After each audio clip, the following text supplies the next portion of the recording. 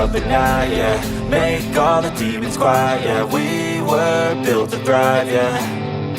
I think that we've all had enough. Keeps you up at night, yeah. Make all the demons... Perkenalkan nama saya adalah Oki dari Trooper Custom. Trooper Custom sendiri usaha di produksi di bidang helm, produksi dan penjualan.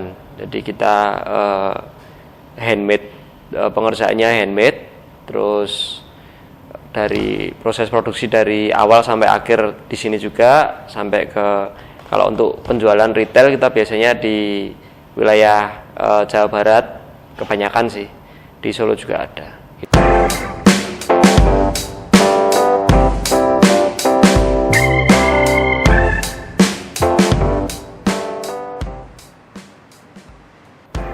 Awal berdirinya tahun 2015 itu awalnya karena memang hobi sih, karena kebetulan saya dulu kuliah di desain, terus kebetulan juga saya seneng motor vintage, khususnya motor klasik. Terus dirasa di situ juga belum ada helm yang memadai teman-teman di situ juga. Terus awalnya dulu juga masih repro, jadi helm-helm lama itu di repro. Terus saya respon karena memang saya kebetulan kuliah di desain, jadi helm itu dijadikan kayak media, jadi media gambar.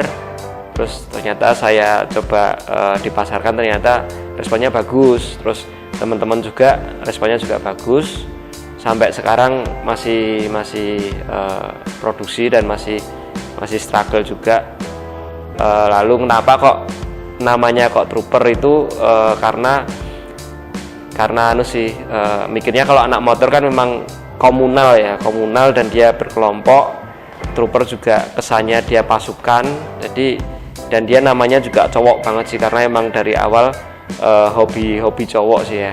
Jadi kenapa kok namanya Trooper dan Custom, karena memang dari awal sampai sekarang juga kita masih menyediakan jasa customize untuk satu persatu orang yang ingin misal kayak ukuran atau desain yang lebih ke desain grafisnya. Jadi kayak contohnya kayak gini, itu kita masih menyediakan untuk jasanya seperti itu.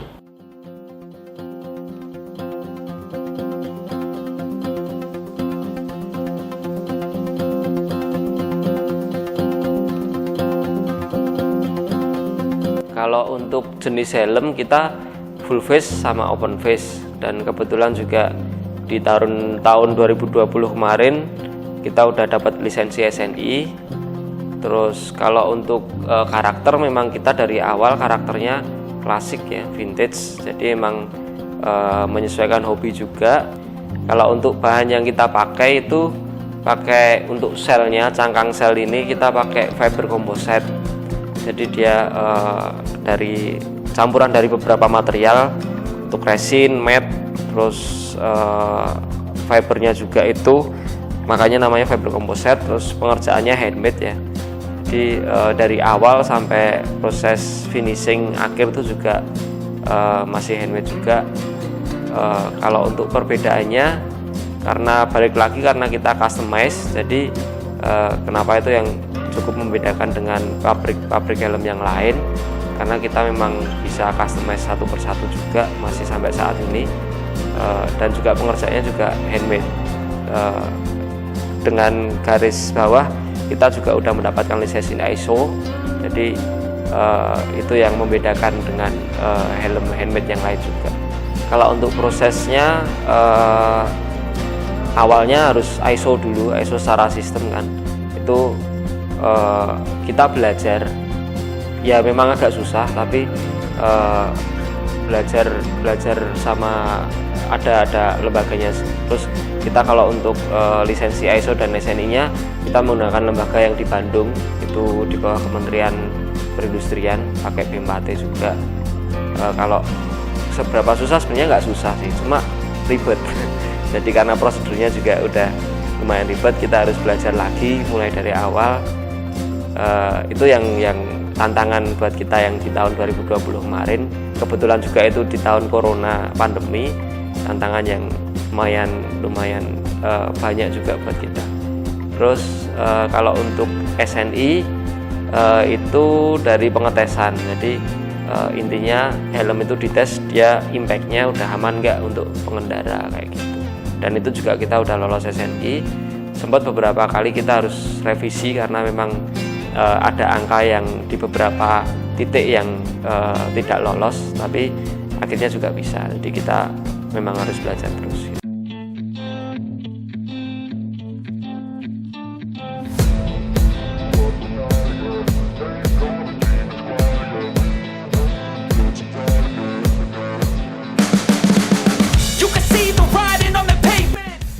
Kalau untuk pasar, balik lagi paling banyak kita pasarnya di Jawa Barat sih, Jakarta, Bandung. Terus kalau luar pulau kayak di Kalimantan, Bali itu juga lumayan. Kalau untuk pemasaran kita sementara ini masih online. Untuk offline-nya, store sendiri kita belum sih kalau untuk saat ini. Karena memang kebetulan kemarin juga masih pandemi, jadi kita masih harus cek pasar dulu. Kalau untuk distribusi ke toko-toko offline ya, offline distributor kita ambil di titik Jawa Barat, ada beberapa juga di Jakarta.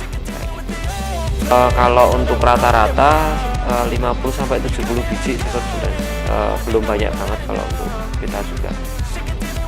Kalau untuk proses produksi dari awal kita cetak cangkangnya, serenya itu dari fiber komposit, terus berlanjut ke proses berikutnya dia lebih ke painting kayak ngamplas, epoxy, dempul kayak gitu. Sebenarnya hampir sama juga kayak proses set yang lain. Nanti terus ada poles kompon juga. Habis itu masuk ke proses interior assembling kayak gitu, kayak pemasangan aksesoris. Saya kayak gini, pemasangan aksesoris listnya, terus kayak emblem kancing kayak gitu, sama size-nya untuk ukuran busa.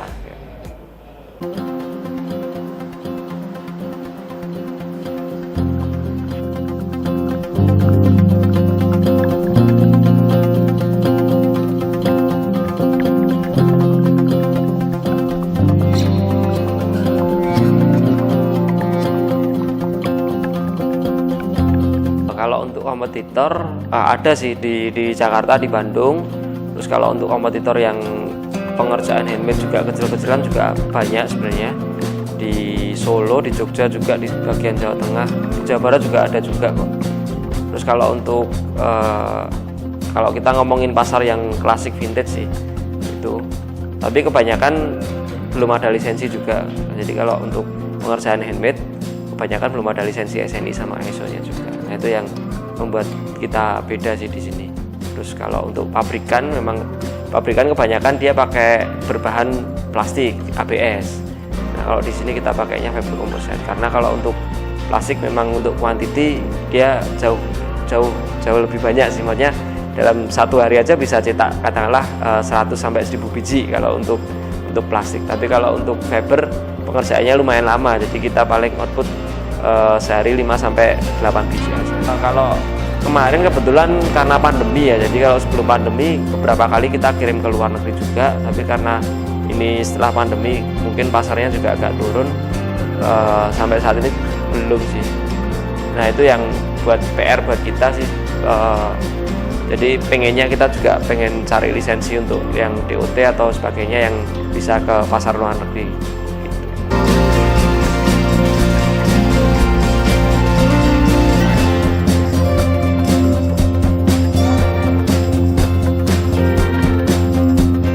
Kalau untuk dari pemerintah belum sih ya, malahan kebanyakan dari teman-teman aja sih yang maksudnya kita bergerak sendiri secara independen kayak gitu.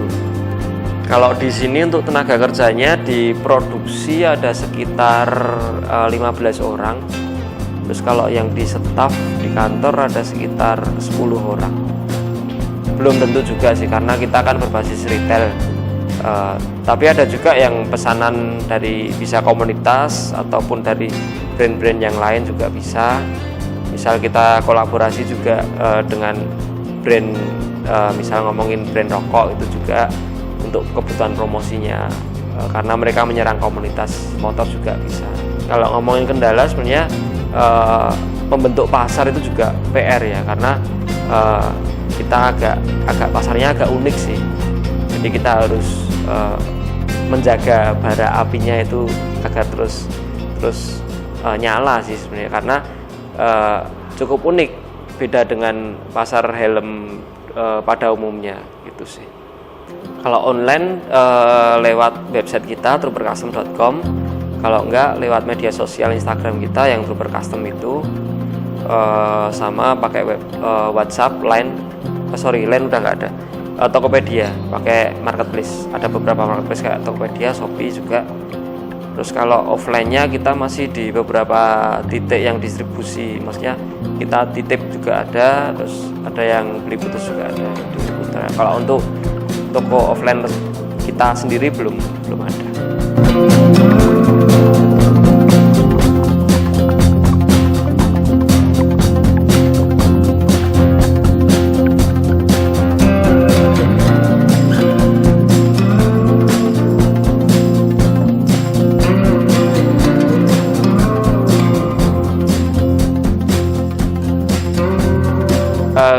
Balik lagi karena selera sih ya, jadi karena kita memadai untuk teman-teman yang di komunitas, khususnya komunitas motor vintage, kayak misal contohnya yang open face kayak gini, ini di kalangan Vespa dia lumayan populer karena memang bentuknya unik kayak gitu. Terus kalau yang ini biasanya di motor-motor cowok sih, kayak trail tua kayak gitu ya. Balik lagi biasanya pada seneng dari desainnya sih, desain terus kenyamanannya juga, dan kita juga udah lisensi SNI juga, jadi aman buat mereka, buat pengendara. Harapannya tetap kita pengen berkembang terus ya, khususnya untuk lingkup pasar juga kita bisa nyerang ke internasional. Jadi PR berikutnya adalah kita pengen lisensi yang untuk luar negeri, karena memang kalau untuk penjualan helm, misalnya katakanlah kita mau jualan di negara mana, kita harus ngikut lisensi di negara tersebut. Jadi karena ada regulasinya yang memang lumayan ribet kalau untuk penjualan helm. Nah itu yang PR kita selanjutnya. Kalau sukanya karena kita berbasis komunitas ya, kita ketemu teman-teman baru, kita ketemu sesama penghobi yang baru juga, itu sangat menyenangkan. Jadi tapi terkecuali waktu pandemi, karena di waktu pandemi kita nggak bisa event. Setelah pandemi ini kayaknya kita udah bisa kumpul lagi, itu hal yang menyenangkan buat kita. Nah, jadi kita bisa sharing di situ, kita bisa touring juga di situ. Terus kalau hal dukanya paling itu sih untuk prosedurnya kayak gimana. Kemarin kita mengalami harus belajar untuk mencari lisensi dan sebagainya, itu kan hal baru buat kita. Tapi itu sebenarnya nggak duka juga sih, karena kan outputnya juga bagus buat kita. Jadi ya proses belajarnya yang kita harus berkembang terus, itu yang memang apa yang harus kita laluin sih. Gitu sih. Kalau dukanya nggak gimana ya, karena kita seneng aja sih Mas. Jadi nggak begitu duka aja buat kita, seneng aja kalau ini.